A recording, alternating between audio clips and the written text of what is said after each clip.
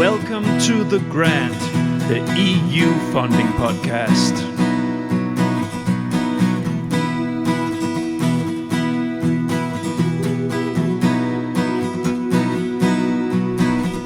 The Grant. My name is Niels Tudor Winter, and I'm the creator, editor, and host of The Grant. The Grant is an independent podcast initiative with the ambition to dig into all corners of the EU R&D funding system on topics of interest for the full EU R&D funding community. It is time for a little bit of group therapy. The last batch of Erasmus Plus evaluations have hit hard in the community. Dramatically surging proposal numbers and, as a consequence, depressingly low success rates have put the stakeholders into a stunned disbelief, almost edging to despair. And why is that? That's because the real Erasmus Plus community, not grant consultancy companies, is so reliant on the funding from the program. This is a funding scheme that funds youth, handicaps, social inclusion, schools, sports, prisons, you name it. All areas that across Europe are not stuffed with resources. So they need this support badly. And now a range of factors, but especially AI, means that this funding suddenly got much more difficult to obtain, no matter how good a proposal writer you are. We need to talk about this. So I invited a panel of 3 Erasmus Plus dieharders from the true Erasmus Plus community into the virtual podcast studio to discuss, exchange, and have some interpersonal therapy from people that understand. Henriette Hansen, Daiana and Alessandro Melillo all have a decade-long connection with Erasmus Plus, lifelong learning and related initiatives. They have seen a lot. Together we discussed the reasons for the development, the reaction in the community and at personal levels, and of course exchange on how to move on. This is great content. Please enjoy.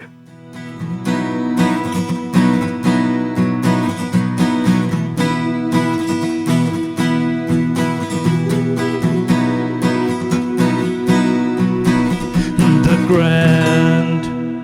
Welcome to The Grant, the EU funding podcast. Now, today is a result of picking up things on LinkedIn. It's a result of picking up an atmosphere, and it's a result of picking up frustration. So today we're going to talk about Erasmus Plus, and we're going to talk about a surging number of proposals. We've been discussing that before in this podcast, but it's something that is an issue for the community, really an issue for the community, what's going on in this phase, especially the last couple of months. So we will discuss it, and I have a panel, and it comes directly out of that frustration that came out from the last revelation of proposals that were being funded. So Daiana, Henriette, Alessandro, welcome. Thank you. Hello. Thank you. We are 3 guests today, and before I do anything else, I'm just going to give you 2 lines to present yourself. So, Alessandro, always ladies first. So, and debutants first. Henriette, a few lines about yourself. Yes. Hello, my name is Henriette. I work for the South Denmark European office, and I have worked as an EU consultant for about 27 years, developing and implementing European projects, and among these, quite a lot of Erasmus Plus projects. Indeed. We have also been sitting in the same office many years ago, so we know each other quite well. Daiana, a regular.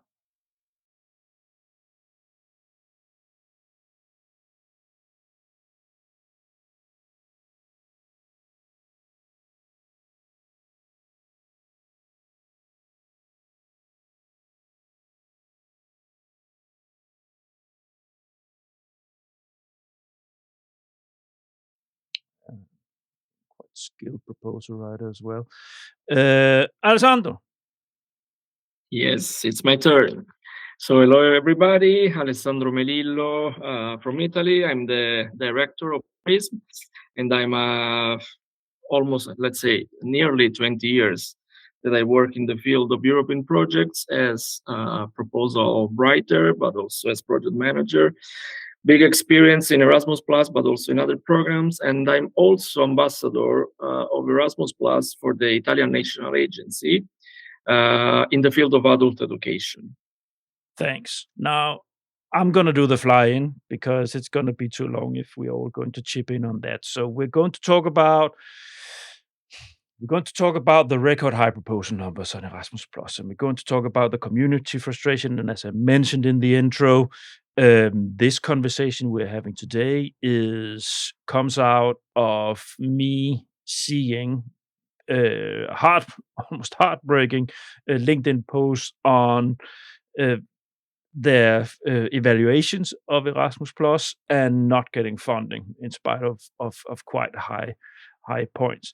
And it really looked like it hit quite bad throughout the community. And Daiana, you were one from the community that was most vocal about it. And I therefore suggested that we sat down to do something like this. So we can call this sort of Erasmus Therapy, an Erasmus Plus therapy panel.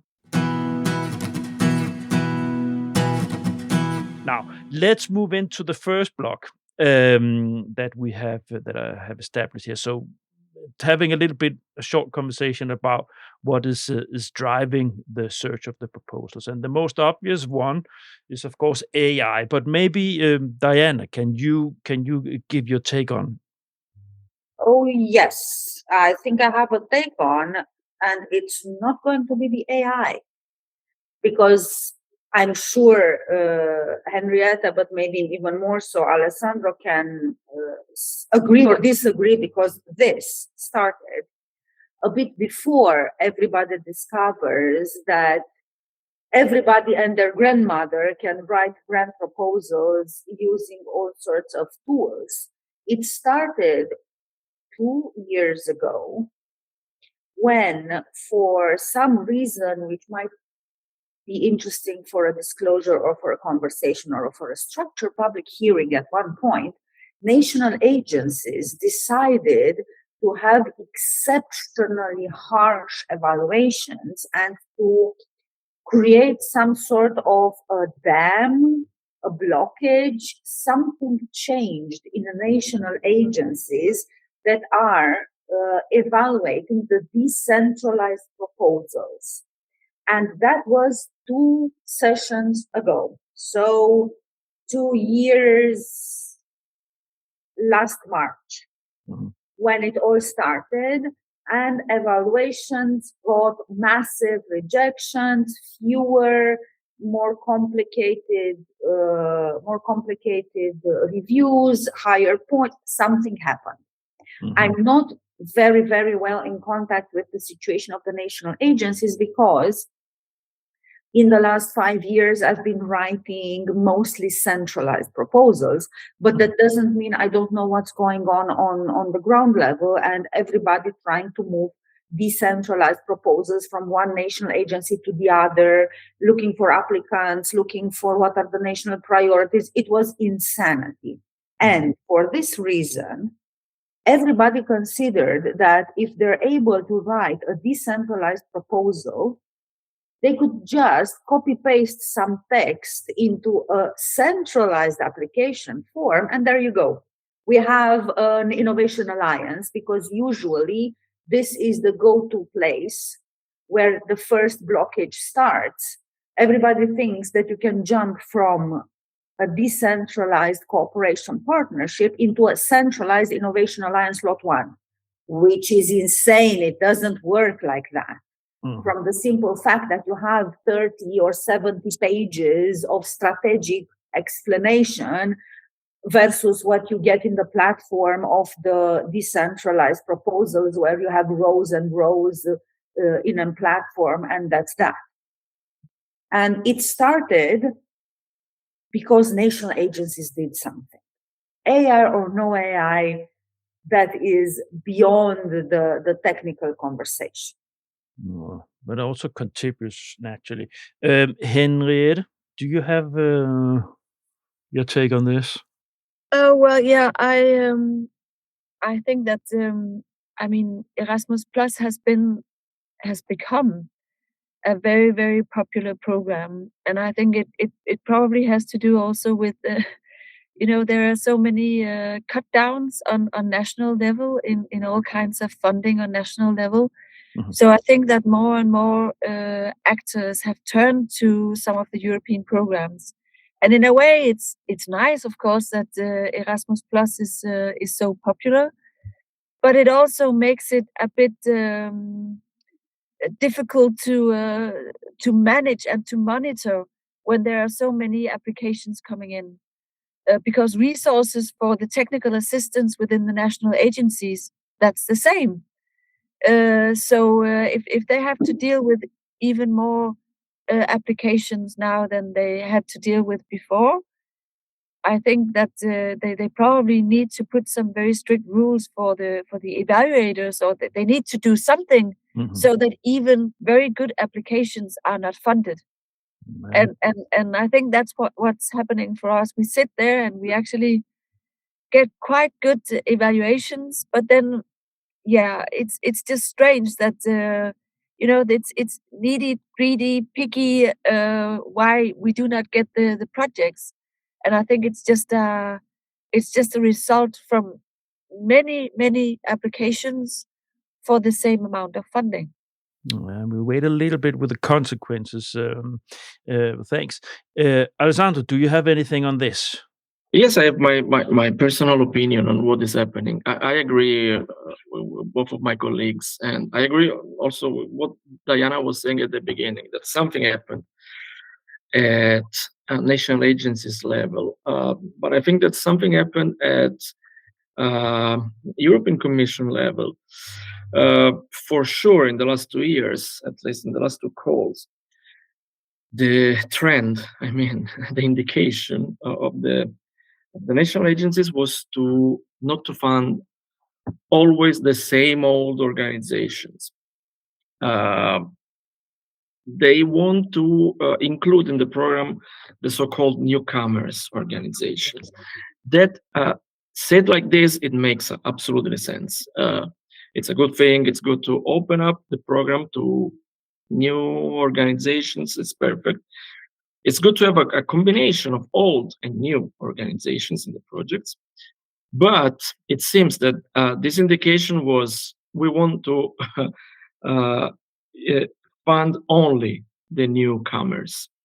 We don't want to give money anymore to the old ones. And in this way, honestly, it doesn't make any sense to me. Because these have two effects. The first one is that most probably the quality of the projects is decreasing.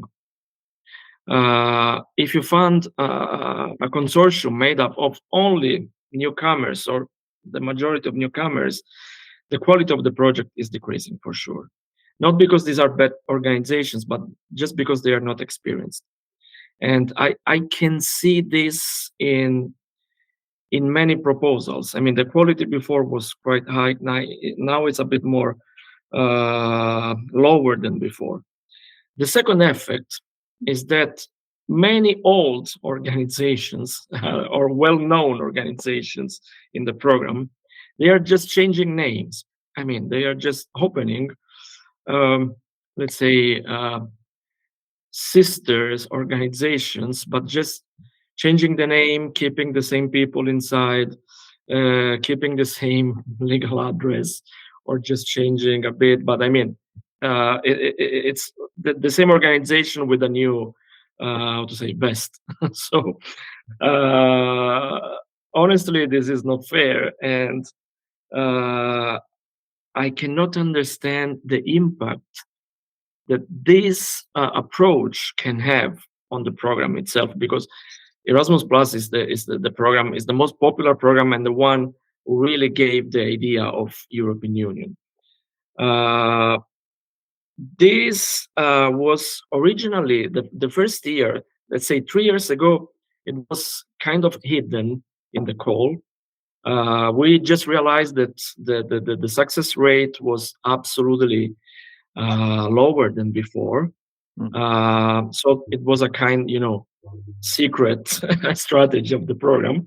From the call after, they put the limitation of 10 proposals for the cooperation partnerships, just to exclude what they call the project factories. I have many things to say about that. We'll come back to this element of experienced organizations versus newcomers and so on. So we'll come back to that towards the end of this conversation. But thanks. The thing I just need to exchange with you about is because you all mentioned this in the pre-talk we had about this role of grant consultancies and the difference between ecosystem-based grant writing and proposal factories. So all three of you represents the ecosystem-based. You all have your feet solidly planted in Erasmus Plus discourses with the stakeholders you work with the approach you have, and so on and so forth. So you are not proposal factories or grant consultancies, any of you. Anyone wants to pick that up just to have a few lines about what's going on? Yeah, I mean we have had a dialogue with the national agency about that, and I can understand, and I appreciate that they try to do something about this, because we have I'm working very closely with the local authorities, and they have in some cases been contacted by consultancies who just want to make projects because they earn money from it. And then they just contact the local authorities for them to become partners, but they are not really, they're not engaged. It's not their project. It's a project that has been developed just to get money and to involve some partners that are relevant for the project. Mm-hmm. And I truly understand the national agencies that they want to avoid these kind of projects. Mm-hmm. And yeah, maybe so that they have a specific approach to these kind of projects, but maybe it's not necessary to have this kind of approach to all kinds of projects. It depends maybe who is the lead partner, who's behind the project, and so on. So maybe some kind of flexibility, but that's probably difficult. If they sit there and have like 200 applications for one. For 5 projects, it's maybe difficult. I don't know, but I think that's something that we are up against. I can confirm, as a former grants consultant working for one of the largest it was back then, P&O, and that indeed it is some grants consultancy companies or departments. They have this approach where they shape the business themselves, and we would normally stay within the technology part. There you don't have the same kind of ethical tension, so to say. It's much more problem as I perceive it in funding schemes like Erasmus Plus, that you step in and you shape things up just because you need to roll your business up, because that's indeed not. You have so many dieharders in this program like yourself, that it's just creating a quite a bad atmosphere. Let's move into the next block. Thanks. Let's move into the next block and we're going to have a look at the system level consequences before we're going into the true therapy session, talking about your personal experiences and how it is in the community and individual impact. But first, system level consequences. So what's happened here? So the consequences of this surge in proposals, naturally it puts pressure on the system. Yeah. And here we talk a little bit about the evaluation system and evaluators and so on. So anyone wanna pick that up? Yeah, that would be something that I'm interested in carrying in a public conversation. And I fully agree with what Henriette said. It's just that the national agencies pushed the problem upstream because they created this whole thunderstorm of applications that just jumped ship to centralized. So there is a problem there, and I would wish EACEA and their coordinating actions with the national agency would involve us in the conversation so that we could have a saying and explain how it really is to work in this system. And maybe we could have some practical solutions from the people that were actually built as a profession by these programs. Mm-hmm. I fully support national agencies, EACEA, DG Air, DG Employment. They made me what I am today. I owe them my career, my professional identity, the way my brain is structured. I even do shopping based on work packages. We are talking about that level. So I would never, ever work against the system. I'm a product of the system, but I have no problem in saying out loud what a lot of my colleagues have problems in saying, because they think we earn our fundings by staying pleasant and compliant. And that is not something that is true to our profession. We need to understand that we shape the European public policy. We are the only conveyor belt from Brussels to member states in topics that the member states do not officially discuss or take lead from Brussels. We are the conveyor belt of whatever they want to experiment. So yes, we are the systemic players. We need to be in the conversation. That is absolutely essential. And the evaluators from the national agencies and from the centralized ones are paid by public money. Mm-hmm. That means from all our contributions. That means that they are subject, not them as a person, but the process in itself, to a possible structured public hearing, which I would very much like to have one and for all in the open, this conversation, and to blow out the mythology, because it's a lot of mystery and mythology, and the oracle from Delphi is more transparent than what is going on with the evaluations. Mm-hmm. And yes, I want to know how much they are paid, how many hours they have to work per proposal, what is the system that they have to work in. Again, I'm not talking about persons. I'm not talking about nominal things. I'm talking about understanding the system, not to trick it, not to cheat it, not to have some leverage, but to understand that this is a topic of public interest. How are they trained? Who gives them the training? Who gives them context? Are they specialized on specific topics? Are they specialized on specific ecosystems? I just want to say that Erasmus, different from maybe other programs and its subsequent calls, are of public interest because Erasmus shapes public policy in social aspects, in educational aspects, in resilience aspects, in competitivity aspects, in defense aspects, in the justice, my ecosystem. That is a public interest because we are somehow altering for the good or for not the good or whatever are the projects that got funded and we write them. We are altering public policy in critical topics, especially now in Europe. So I would very much like to understand and support and contribute and have a fresh perspective on how can we fix the evaluation. Yeah, I think here it's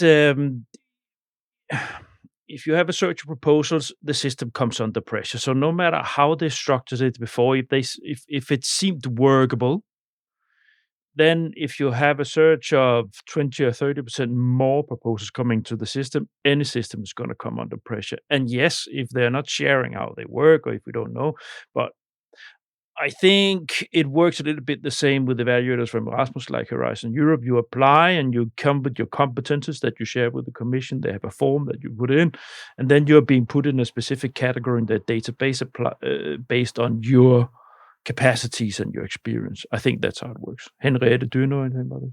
About how they The evaluators. Well, not for Erasmus. I don't know anything about that, but I have myself been evaluating proposals for the EU for Health program, and and I remember when we did the evaluations, I really liked it. It's some years ago, but they always made sure that we were 3 evaluators. So one that had professional knowledge within the theme. So, for example, I did within rare diseases. I don't know anything about rare diseases, but there were somebody who knew something about rare diseases. And then there was a kind of public person, representing the general public. And then I was in that group because I was a project manager. So it was a quite nice group with professional knowledge, general knowledge, and then specific program or project management knowledge, and it gave actually some very nice discussions. I don't know if they do that within Erasmus, but I think it really gave a good insight and all-round evaluation of the different proposals. I think the conversation I've been having here in this podcast, I also had the Erasmus Plus proposal evaluators in, and you have the same. You need to have an evaluator meeting after you have done your own scores, and consensus meeting where we discussed exactly. And I think in look through the prism of this conversation we have in this episode about searching number, that you only have a specific amount of time, and if you have let's just say you have 30% more proposals in the system, anything is coming under pressure. So and then I would even say, even if you have good trainings for evaluators, even if you have everything set in place, time will always be an issue if you don't make a more lean evaluation procedure, or if you don't structure the system, adjust the system to the fact that now that's the new reality. Yeah, absolutely agreed. And we all know bits and bobs about how things work because we talk to each other and we have friends and we work in partnerships and so on. Yes, it comes under pressure, but I would very much like to see how the evaluators are being protected by this, and how the system is set in place so that they are not overworked and underpaid, because that reflects exactly on my evaluation. I would very much like to see my evaluators overpaid so that they take time in doing their job. I am willing to have cuts in the funding, and this is a sacrilege. Now I'm whistling in the Vatican. But this is what I'm doing. I would rather see cuts in the available funding to increase, demonstrated and visible, not to blah, blah storytelling, increase the payment of the evaluators. My ecosystem depends on their work. I need them to be clear-headed.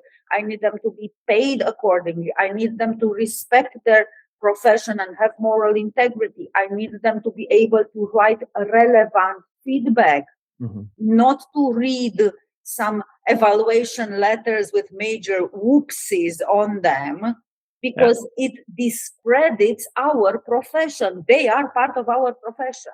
They are not other professions. They are just like us, just other parts of the ecosystem. And this discredits our profession when you get a rejection letter with apart from other proposals that are not your proposals. Obviously, when it's like this, then it's already under pressure. So it's obviously not adjusted now, because when you have these kind of mistakes, it shows that that it's not. Yes, because if you need to do something about this, you need to have a look at it from the Commission. And probably they are already looking at how do we deal with this, because it's not sustainable. Because if the system collapse, meaning if people don't see it as credible anymore, the feedback they get when they spend 3 intensive months writing something, and then you get something back that doesn't even you can't take serious, then it's eroding the belief in the system. So so it's obvious if a funding system cannot, if the evaluation system, a component of a funding system, is being viewed as illegitimate, so to say, or being viewed, start to being suspicious, then it erodes everything. Because it's based on everything, the evaluation, that you can trust that it is strong and solid and sound and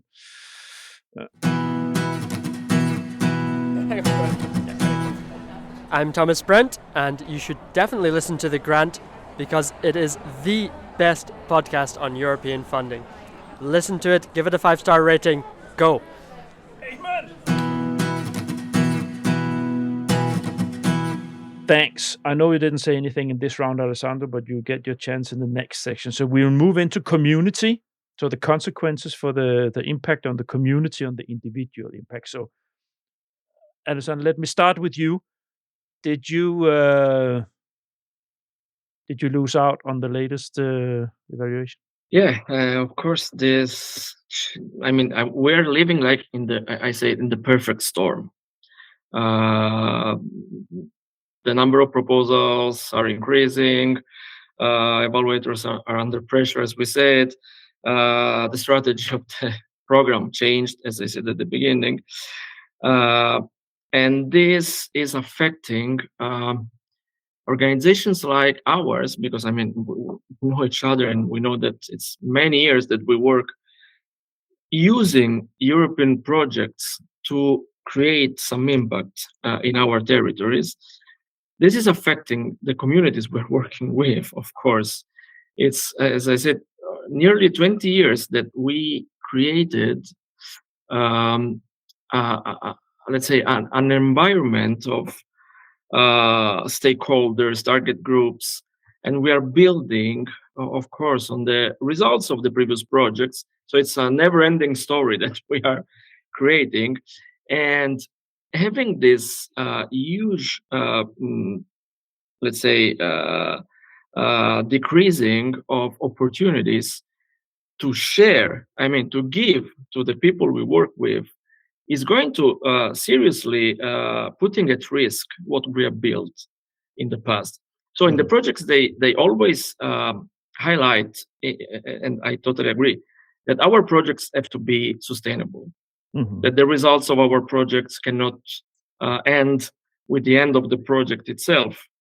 And this is what we are doing, because if it's 20 years that we are working in this, it means that we did it in the proper way.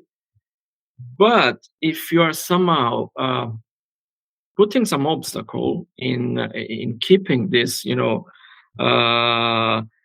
strategic vision of our work, of course, we are losing the contact, we're losing the touch with some of the target groups we used to work with, because we don't have so many opportunities to share with them. And this is affecting also the organizations. At organizational level, of course, we created a lot of professionals in the years. I was proud of what we created in the last 15 years. And having less projects, it means having less people to share these projects with, even in terms of professional development of people. So this is what what I want to share with you, and I don't know. I'm very curious also about the the other opinions and experiences. Henriette, did you lose out on the latest one? Yes. Yeah. We did. But are you talking about national ones or central ones or Any Erasmus from the latest evaluation? Yeah, no, we did. And I mean, I have a colleague, and he has prepared together with one of our regional actors in South Denmark a very nice proposal. He got really a very, very nice feedback. But they got like comments regarding social inclusion and diversity and all these kind of things. And now we're talking about the COVID proposals, right? Mm-hmm. And in that respect, it's sometimes difficult. We are working in specific sectors. We are trying to work with excellence. We are trying to build up a European, excellent workforce.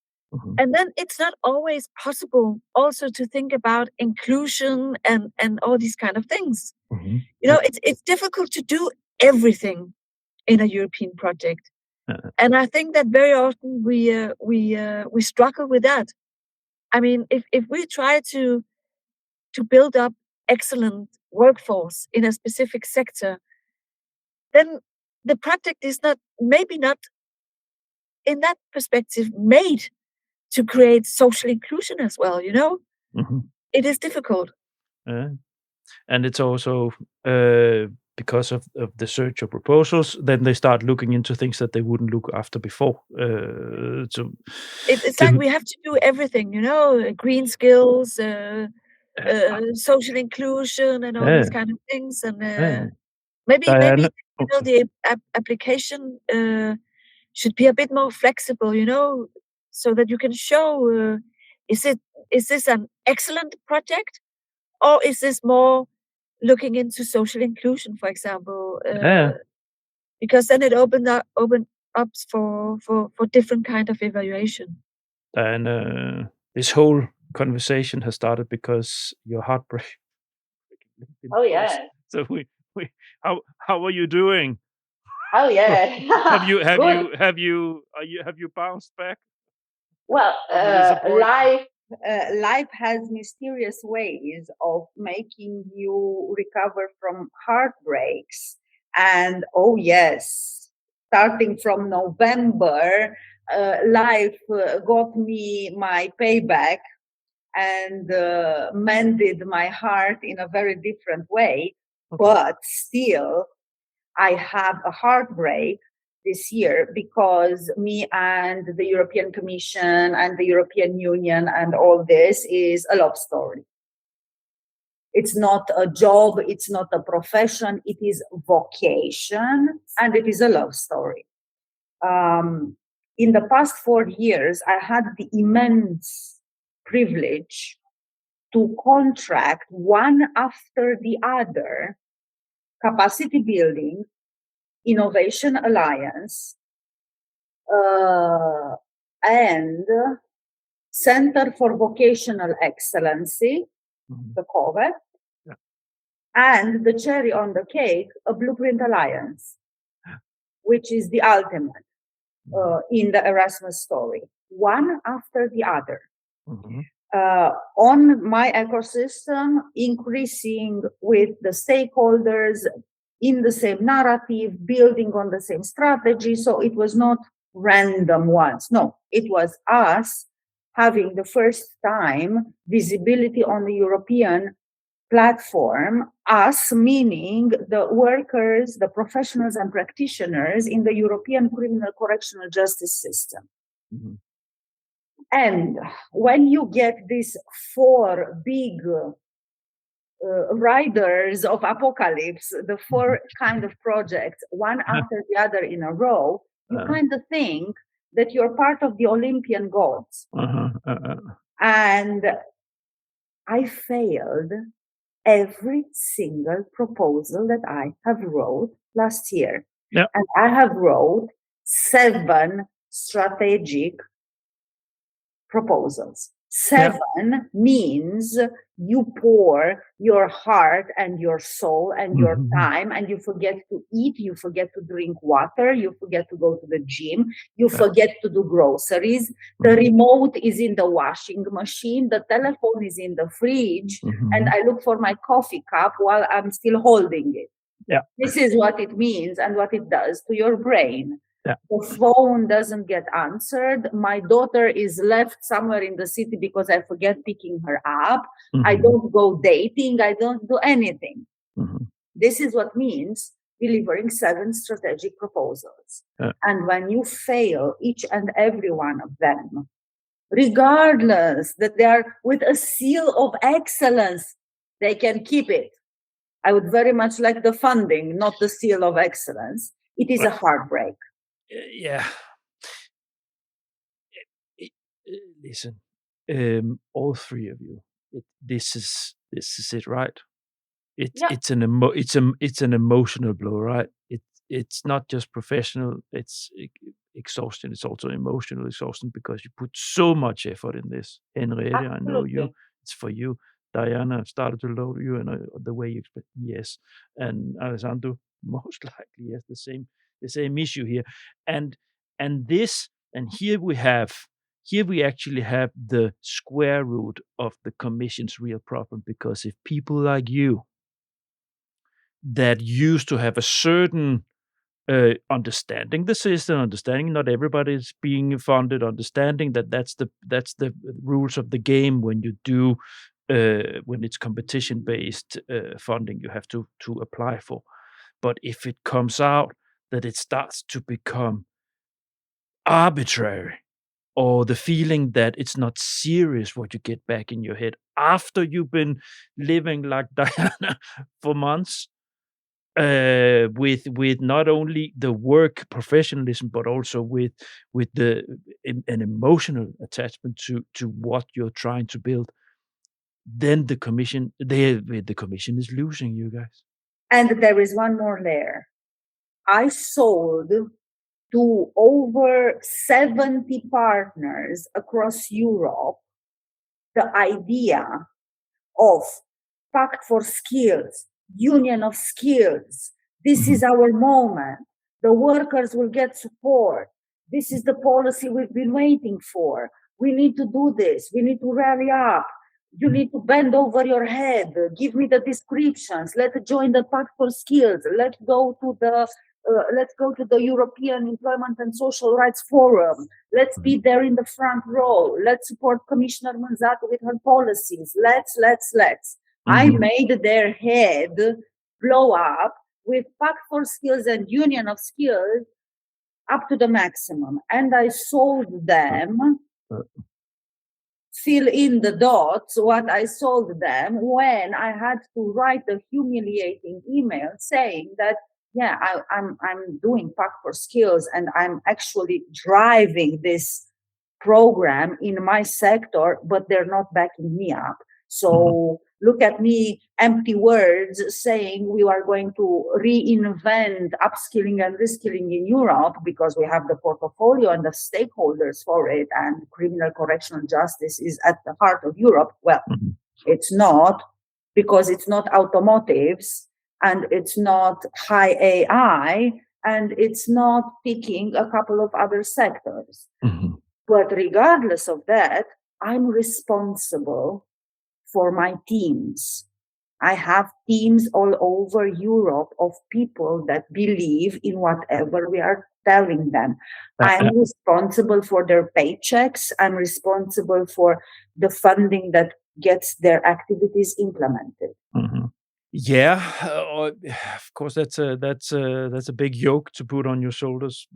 They have, so, of course, not responsible for all those, but I understand your perception of it being like that because you're the torchbearer of lifting something and pushing something forward with a huge weight behind your voice of already won projects.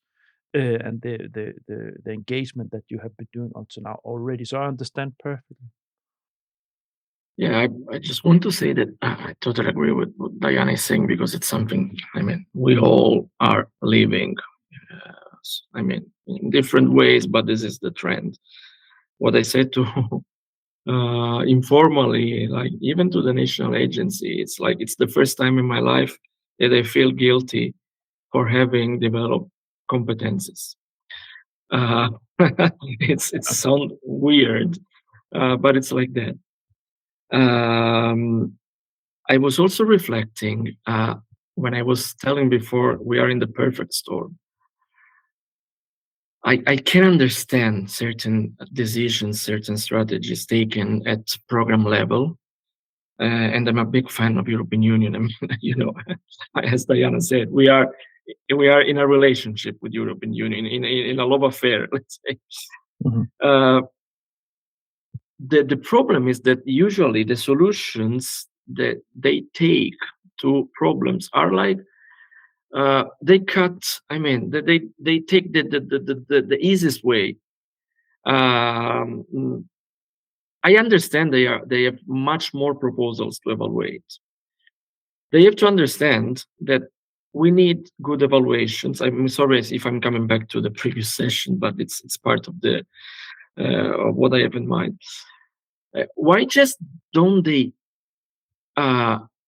do the double step submission process? Instead of, as Daiana was saying, putting all of our efforts, not eating, it's not my problem, I eat a lot. I'm not drinking, Pizza, but just pizza. focusing on writing proposals, pizza, of course. Just ask us, like a first step of submission, like, the concept note, evaluate the relevance of what we are proposing in a short document, if it is relevant for the policies, because this is what they told us. We are submitting our projects to support the European Commission in implementing the policies. If our basic idea is relevant for them, okay, let's ask us for the full application form. So you have less projects to evaluate, less work load on the evaluators, and maybe we can also have, even if our proposals are rejected, I take into account that someone else is better than me. It can happen. It's normal. But at least give us back a proper evaluation we can use properly to improve what we did. To make it better, to adjust and follow the indications. But if we get evaluations like, your proposal is great, but unfortunately it's not approved, or sometimes it happens that they evaluate something different, that you cannot find in your application, so you cannot use it. Just ask us, just sit around the table and ask our opinion. We can solve problems, issues together. This is what I'm asking to. I know it's not easy, but let's try. We can have delegates. I can vote for Daiana to be my delegate. Daiana can be there and say, okay, this is the point of view of the professionals working in this field. Let's find a solution together. Let's increase the system together. I don't know why this is so difficult to do, and it's really heartbreaking. I totally agree. It's heartbreaking. It's not just a matter of funding, strategies, getting in touch with our stakeholders. It's really heartbreaking because we strongly believe in this, and yeah, I still believe something can change. Yeah, thanks. And I think the next block, we bridge into that, is not making it any easier, because we discussed in the pre-talk what elements to cover, and you also mentioned this idea of the system pushing for newcomers going towards the funding schemes. And the Commission has always had this as long as I've been doing this for the last 15, 20 years, that of course they want to attract new stakeholders to try to be a beneficiary in the systems. That's fine. But you mentioned, and you also mentioned it in the intro, Alessandro, about this idea of newcomers and that it has maybe taken over, adding even a more complex element for people like you that are regulars to the show, to Erasmus Plus, and then you have to deal with also a bias towards newcomers. Yeah, the story of the newcomers, it's absolutely fine. I mean, we all want newcomers in the program. It's good to, include new organizations and expand it. It's hard to say. And it's quite evident in the evaluations that they tend to exclude the old instead of just supporting the new. So this is not fair, honestly, because the new organizations, they need the old ones, to share the knowledge, to support them and to leave them the skills to properly enter the program. We are like ambassadors of the program. We love the program. We know how to deal with it. We know how to do things properly, and we can transfer this to the newcomers and to the other partners. So do not put obstacles in this. Yeah. Daiana, Henriette, did you also experience this? Maybe I'm not quite sure. But what we are discussing in our office is very often that actually it is a bit difficult with these programs because it is innovation projects, right? Mm-hmm. And then at the same time we have like applications where you almost need to write your results when you are developing your project, and that's not innovation. No. So we think that sometimes it's difficult in that way as well. And also when I don't know if I can mention something about evaluation when you have finalized your project. Yeah. Because I'm sure that the evaluators, they are a bit in the same boat at that time. They also have quite a lot of projects that they need to evaluate and probably little time to do it. And the latest evaluation I received for a lump sum project, we almost got all the money, but the evaluation was sometimes like it's too easy to criticize, without any kind of argumentation, without any kind of reference to what they mean in our project. It's complicated, or it's complex, or it's okay. Well, if when you develop a lot of material and you are in an innovation project, it's not fair just to evaluate your project in that way. I had project partners and they were almost about to cry because they felt that they had used so much time and so much effort to make some nice things, and then it's really superficially evaluated from the side of the commission. And also lump sum projects, you are also we chose to be quite honest about some difficulties that we had in the project, and we had the feeling that we were banged in the head over and over again because we had been honest. And that's not fair neither. If you are in an innovation project, you should be allowed to make mistakes. If you're not allowed to make mistakes, it's not innovation. It definitely not being a parameter for No. in the giving of points. No. It should not. This is important. What Henriette just said now, because this is a distinction we need to make.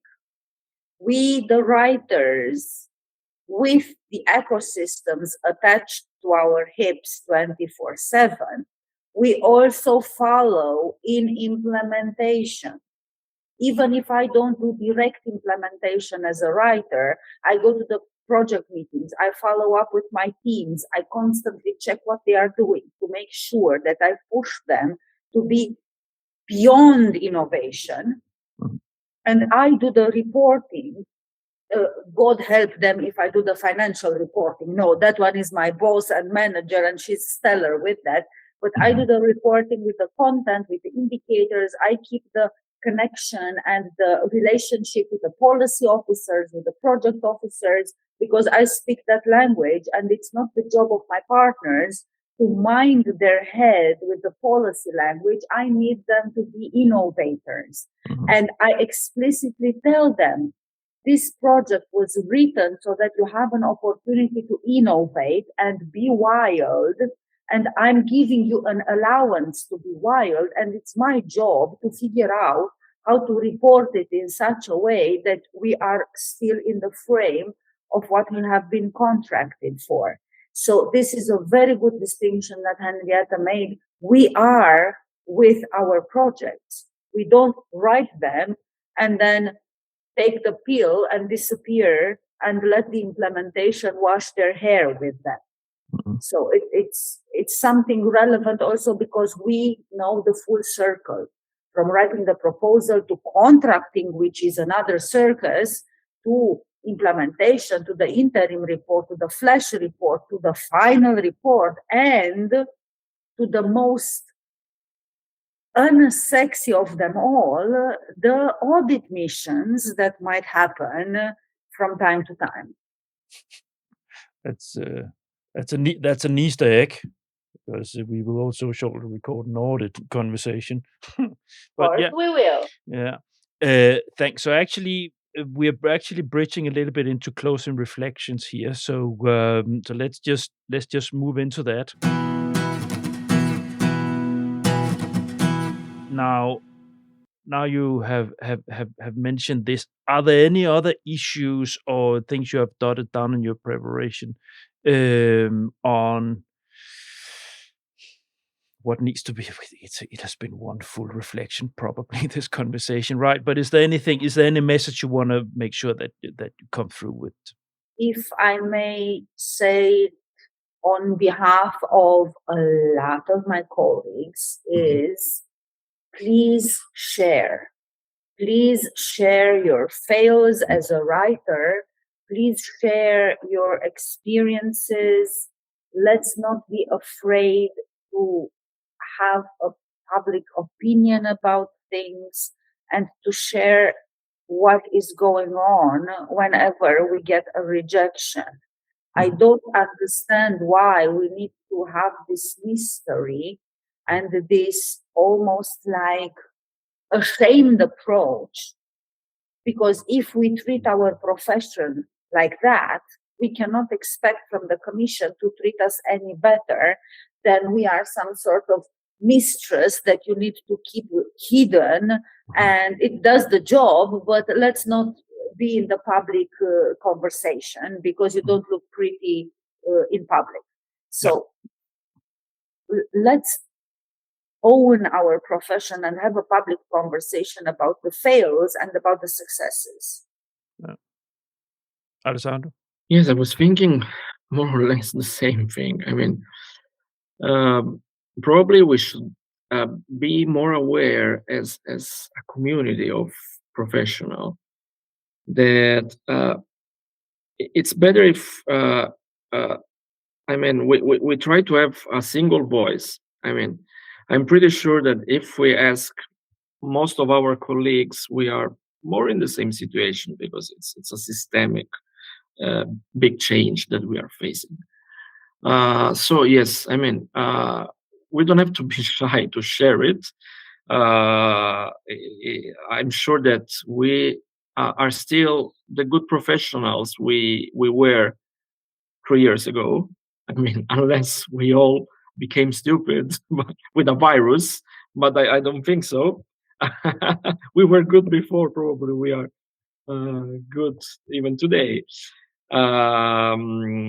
So I still insist it's good if we as community of professionals ask a kind of exchange of opinions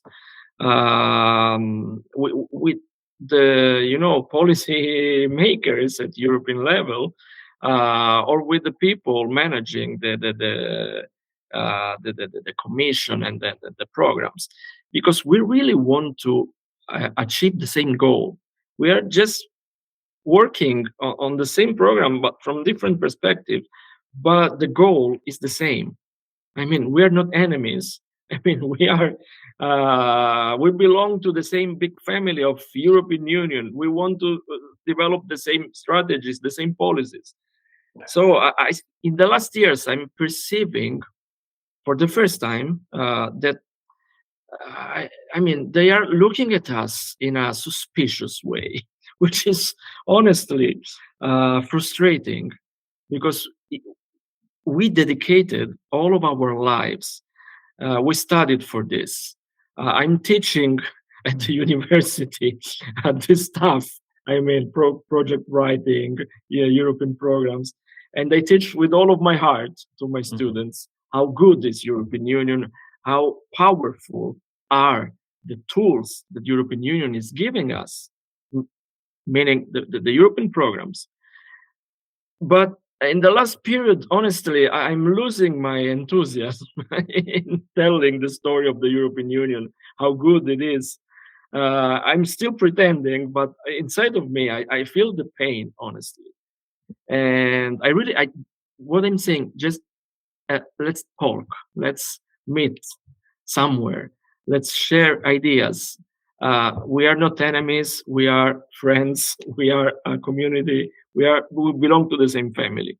So this is something I want to leave to the European Commission or policymakers at European level or whatever, or anyone who can decide the strategies of the programs. So, of course, it's a big danger when things go like this, that people start to be very suspicious and not sharing anything. So yeah.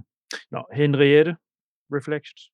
Yeah, I remember some years ago when we had a prime minister called Helle Thorning-Schmidt.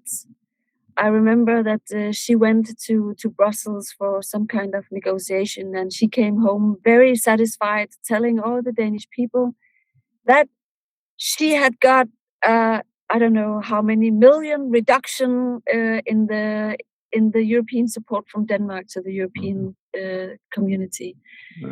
And I just think that, I mean, I think it's maybe an even more bigger problem. I mean, we should all the government should be willing to pay for this system. And I think that if we want Europe to work, for me at least, I know for the partners that I've had in my projects and so on, being part of European collaboration like this, where we develop together, where we get to know each other better, and put down our prejudice against each other. I think this is one of the best ways to create a kind of European identity. And I'm not quite sure if the politicians know how much and how important it is to have these collaborations between countries and partners and different organizations and so on. And yeah, so maybe the problem is even, on a much higher level. I mean, make sure that we have enough money to collaborate, to create new knowledge, to exchange experiences, to get to know each other, to create this European identity that they are crying for.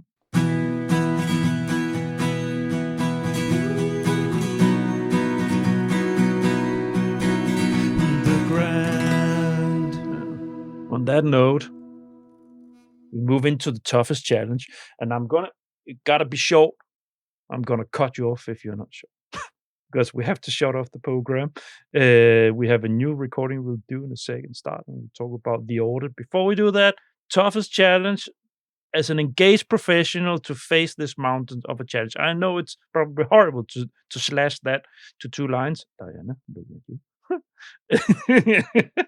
You'll get to start. I'm going.